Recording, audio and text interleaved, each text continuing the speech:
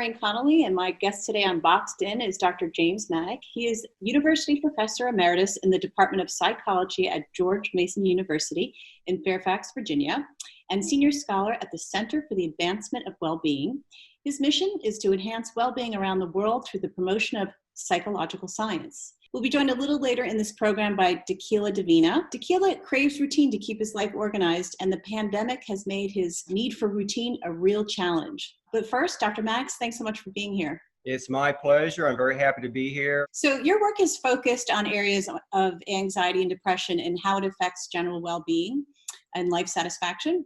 So this pandemic certainly throws a wrench into all of this. And I thought maybe you can kind of talk about, like, what are we kind of dealing with at the moment when it comes to our quality of life? Some people are adjusting well because they, like myself, live alone and tend to be more on the introverted side. And so the alone time is not stressful for some people. There are people who are much more extroverted, who crave more companionship face to face. They need a lot of people. Those people are probably having a harder time than other people are. There are people who are dealing with young children at home, teenagers at home, college students returning to the nest temporarily. So everyone is dealing with something differently, and some people are having a much tougher time than others. So it's difficult to say, how are we dealing with this? Everyone is facing something different and dealing with something different. Right. So if we were to group, that all being said, this idea that change has been forced on everybody at the same time, right? So much change at once. So it wasn't just, okay, now we're going to work from home. It's, to your point, okay, now the kids are going to come back from college. Our morning workout, maybe you're going to a gym, that's off the table now. The way we food shop is different. We can't look forward to birthday celebrations together. Vacations and so forth have been canceled. So I guess when it comes down to, like, life has come to a screeching halt, how does that impact someone's sense of well-being? Well, I think the first thing I would address is the notion that life has come to a screeching halt. I think that is probably a belief that is not conducive to well-being. Life has changed. Life has slowed down for some people in some ways. Life has speeded up for some people in some ways. But if one says to oneself, my life has come to a screeching halt, that alone is the thought that is going to induce stress and anxiety and depression. So I think it's better to think in terms of how my life has changed as opposed to my life has come to a screeching halt. I would discourage people from thinking those kinds of statements and more thinking, how has my life changed and how can I better adjust to it? Yeah, so I guess, right, that's a very limited way of looking at life, right? So it's sort of having to pivot and come up with new routines, Yes. I'd imagine. So in terms of routines and more structured days, what's the thinking behind, like, why structure allows us to feel good? Great question, because you started out by talking about anxiety and depression, and we do know from research that uncertainty is the big underlying factor for anxiety, unpredictability, and people's lives have become, I think, much more unpredictable in lots of ways. Even going to the grocery store can feel unsafe to a lot of people. So I think that the idea that that unpredictability is the basis of anxiety, and so I think people are struggling with how to make their lives more predictable on a day-to-day basis. And I think that what's also important is that no one can predict how long this is going to last. No one can predict whether if I go to the grocery store today, I will get sick. So there's a lot of unpredictability, but people can build in predictability in their daily lives on a day-to-day basis. So one thing that I would suggest to people is to put aside for a while the thinking about how long is this going to last. And I'm thinking of a book I read by Dale Carnegie many years ago, and he said, you need to live your life in 1-day compartments. Live life 1 day at a time. And one of his statements was,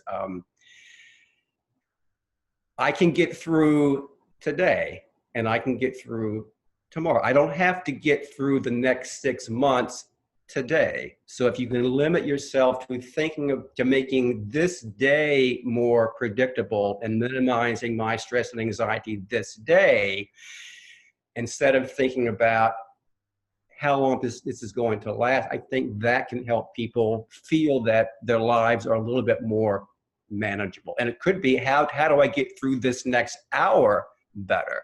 So thinking in limited time frames and building in predictability on a day-to-day basis probably would be useful for a lot of people who are feeling like their lives are out of control. When I've talked to people who are working from home, one of the things they've said to me is it just feels like the days are rolling one into the next, and there's no delineation between, they're working longer, and I don't know what that is, right? I guess because we can get up and leave our offices and we maybe have to catch a train, so that segues you into the next part of your day. So it sounds obvious, but just to kind of restate why it's so critical to make a clear, right, line between what you're doing at home and when.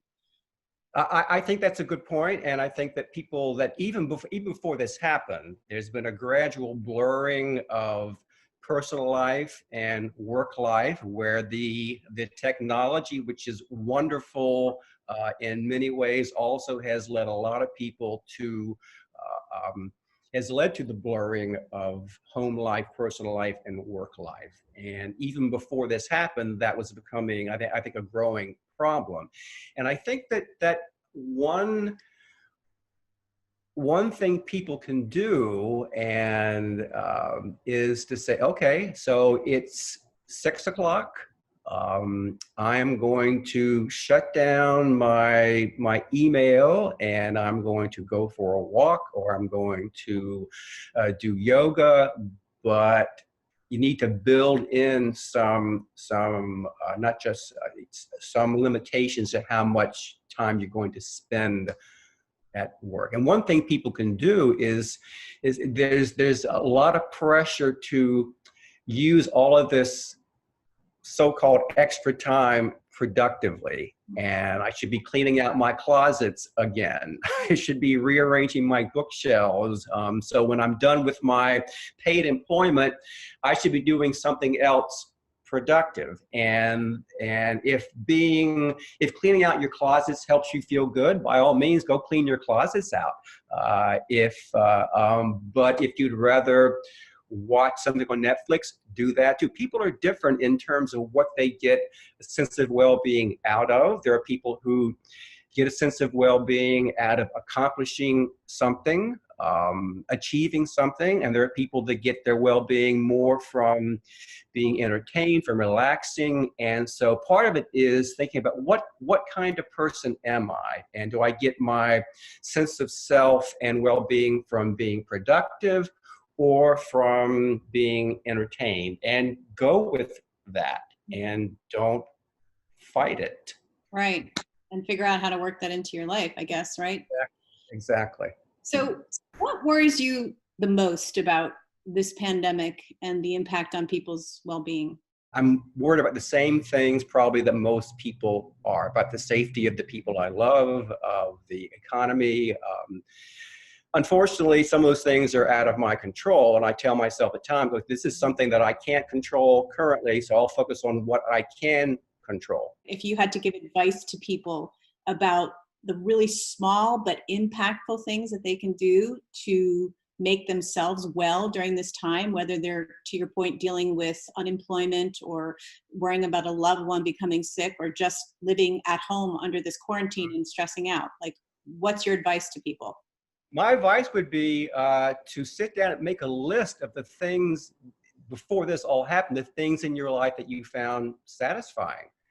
And keep that list in front of you. And when you feel yourself becoming stressed or becoming bored or becoming upset or depressed, look at that list and do one of those. If it means watching a rerun of I Love Lucy that you've seen 100 times, do it. If it means going to your bookshelf and once again rearranging your books and that makes you feel better, more organized, then do it. So make a list of the things that in your previous life, in the pre-COVID period, the things that you found satisfying, and you have a menu to choose from. Yeah, I like that.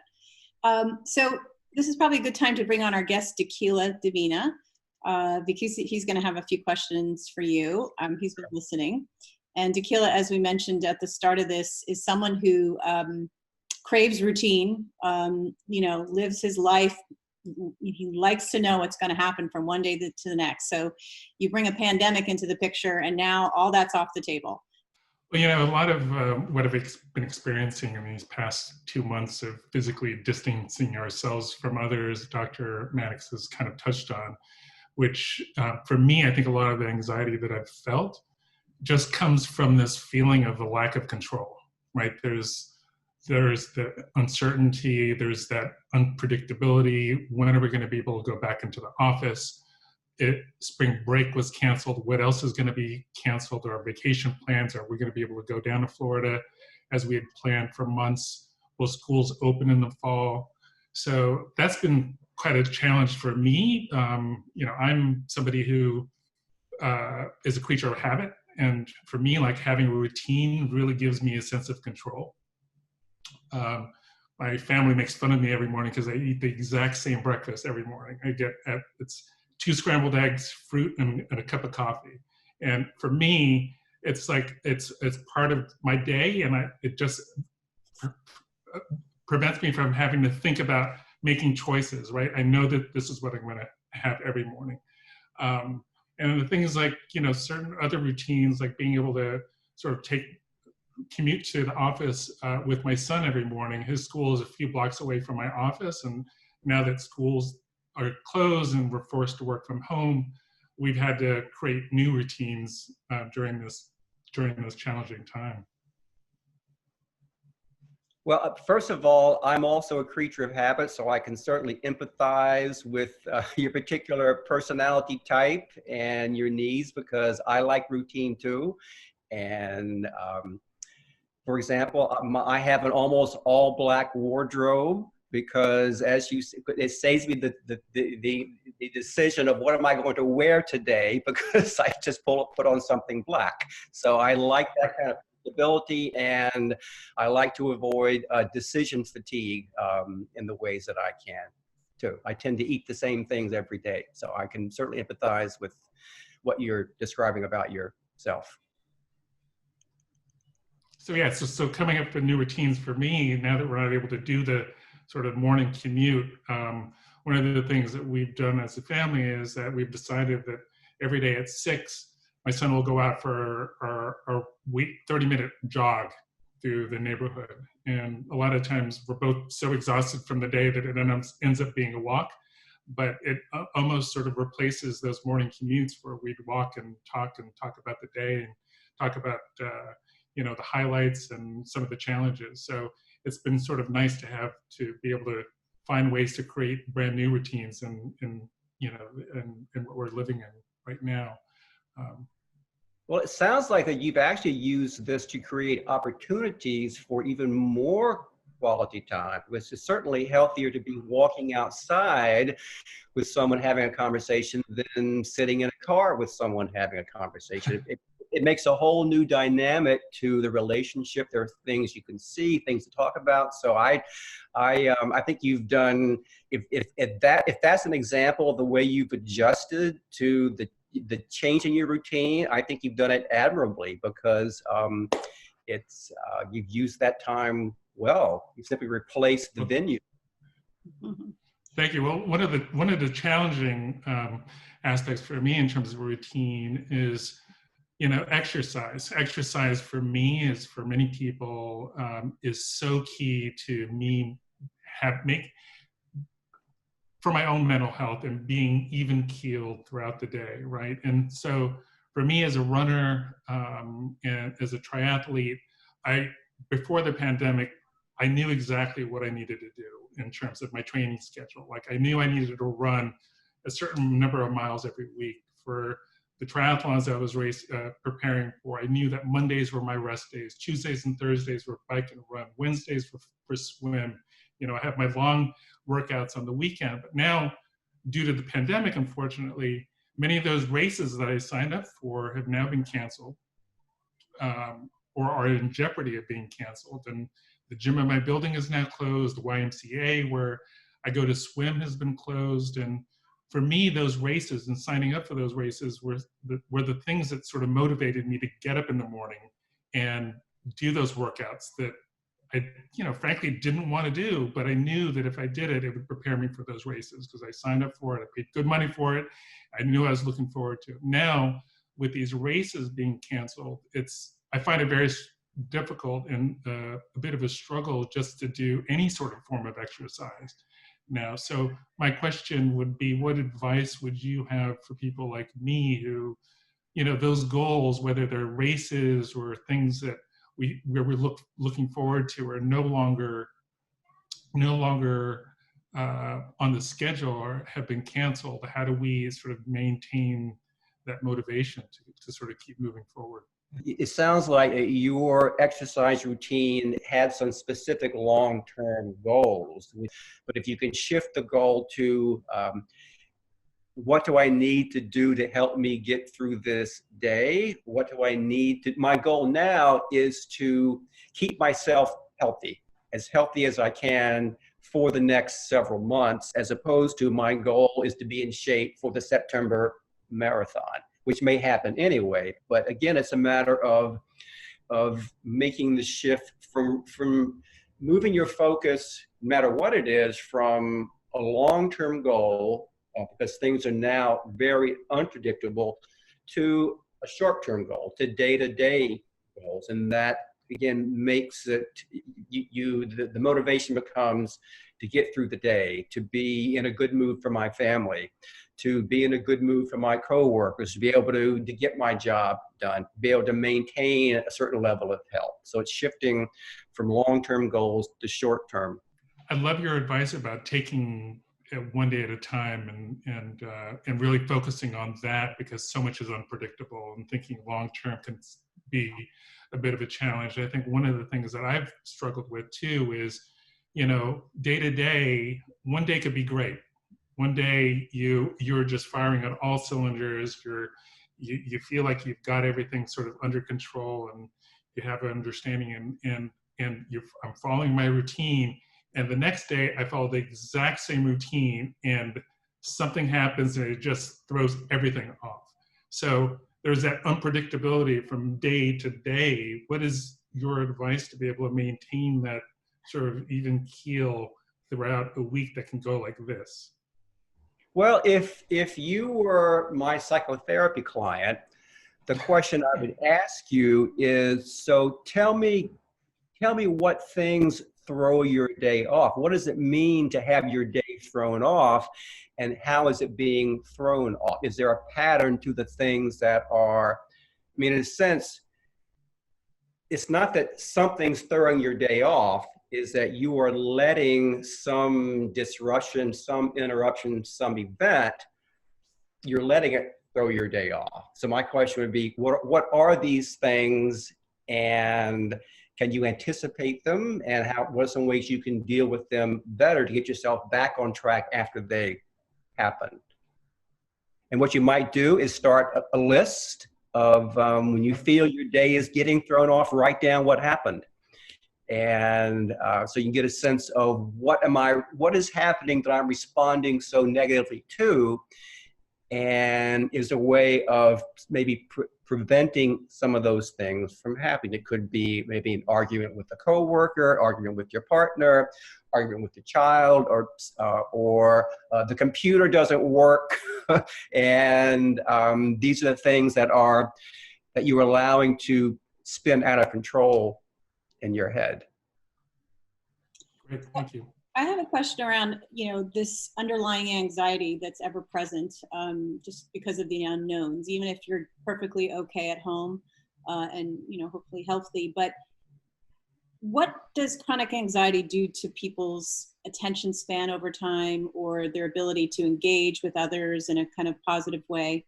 Like, I guess my question is like, what should we expect, and what's normal and not normal? Maybe none of this is normal. Well, I don't think there is a normal, because everyone gets anxious about different things and people handle it very differently. But we do know that chronic stress is bad for your health, not just your psychological health, but your physical health too. It can lead to a suppressed immune system, can lead to, you get colds more often, your colds are worse. So there are lots of things that chronic stress, which is why it's important to shift one's focus from the long term to the short term. And by the short term, I mean, what do I need to do to get through this day a little better than I got through yesterday? And what that requires is paying attention to what is happening around you, paying attention to the events that you are responding negatively to, and paying attention to what is going on inside your head. A great way of learning how to do that is meditation, because meditation teaches you to not to push away what's happening in your head, but to acknowledge it, but then move on and focus on your breathing, for example. One of the best things that I did for myself 6 months ago was I began on a daily basis. There's an app called Calm, C-A-L-M. They're little 10-minute meditation exercises. And what that has helped me do is to acknowledge and the things that are happening in my head that are getting in my way, and then to move back to what I'm doing. So even 5 or 10 minutes of morning meditation a person can learn to become more mindful throughout the day and pay attention and pay better attention to what are the things that are happening in my life that are getting in the way of having the kind of day that I want to have. Yeah, that's great advice. Well, I want to thank you both for being here today. We had a lively discussion, and I learned something every time I do one of these interviews, so I feel very honored. Tequila and Dr. Maddux, thank you. And if for anyone else who's watching, you can go to everydayhealth.com for more information.